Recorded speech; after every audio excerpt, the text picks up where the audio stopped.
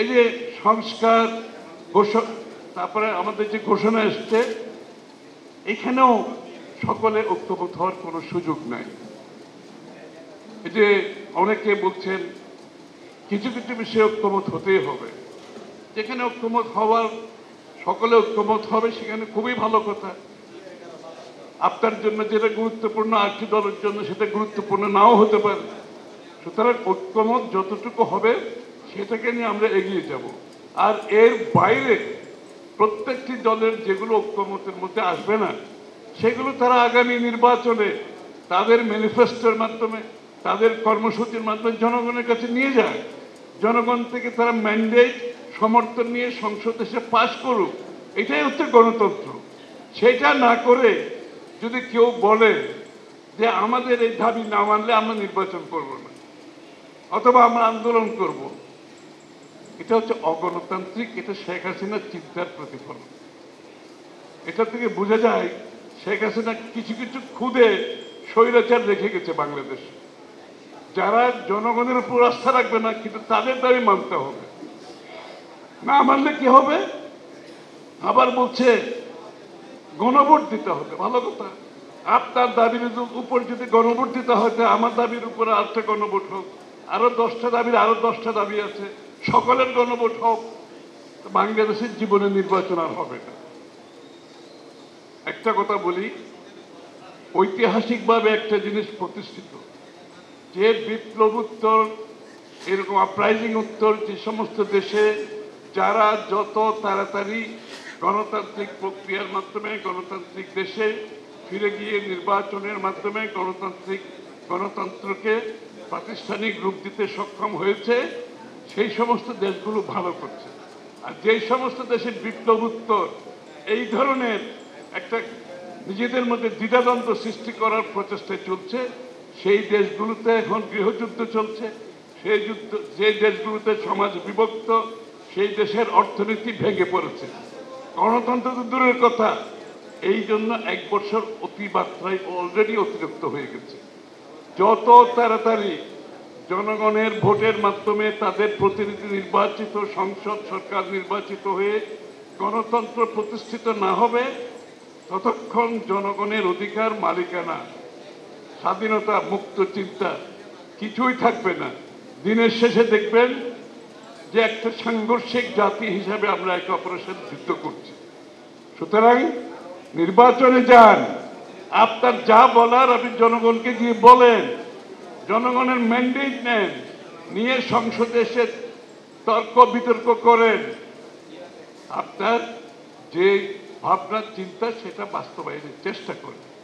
কিন্তু সেটা না করে কিছু লোক মনে করছে এখন নির্বাচনের আগে তাদের দাবি দেওয়া না মানলে নির্বাচনের বিষয়টা তাদের কাছে গ্রহণযোগ্য নয়।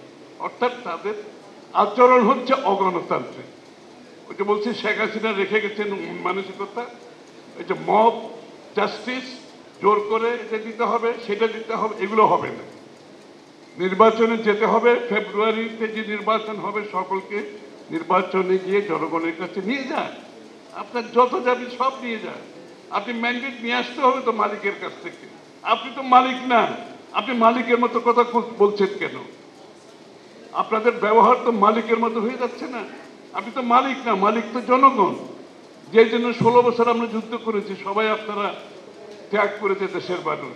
এখন আমি যদি মালিক হয়ে বলি, আমাদের তো 31 দফা আছে বিএনপির, আমাদের যুগপথের, এখন আমি যদি বলি 31 দফা সবাইকে মানতে হবে, এদিকে গণতান্ত্রিক? 31 দফা থেকে যদি 10 দফা মানা হয় সবাই ঐক্যবদ্ধভাবে, আর আমার 21 দফা নিয়ে আমি জনগণের কাছে যাব, আপনারাও যান, জোর করে কিছু করার চেষ্টা করবেন। এই মন মানসিকতা থেকে বেরিয়ে আসেন, সহনশীল, অপরের মতের প্রতি শ্রদ্ধা রেখে দ্বিমত পোষণ করে গণতন্ত্রকে এগিয়ে নিয়ে যেতে হবে আমাদেরকে। সুতরাং আগামী দিনের বাংলাদেশের গণতান্ত্রিক পরিবেশ হচ্ছে রাজনৈতিক সংস্কৃতিতে পরিবর্তন আনতে হবে এবং নির্বাচন একটার পর একটা সুষ্ঠু নির্বাচন করে যেতে হবে। গণতান্ত্রিক নির্বাচনী প্রক্রিয়া হচ্ছে কারেকশন প্রসেস, এটা কারেক্ট করে। কারণ জনগণ আপনি আবার যেতে হবে, এটা যদি মাথায় থাকে তাহলে আপনি জনগণের পক্ষে থাকবেন। আর যদি মনে করেন শেখ হাসিনার মতো ভোট দখল করে থেকে যাবেন, তাহলে আপনি স্বৈরাচার হবেন, ফ্যাসিস্ট হবেন। এই জন্য গণতান্ত্রিক প্রক্রিয়া যত তাড়াতাড়ি আমরা যেতে পারি, নির্বাচনী প্রক্রিয়া অব্যাহত রাখতে পারি। এটা হচ্ছে কারেকশন প্রসেস, এটা হচ্ছে ফিল্টারেশন প্রসেস। এই প্রসেসের মাধ্যমে জনগণের চিন্তার প্রতিফলন হয়। আর দ্বিতীয় কোনো পন্থা নাই।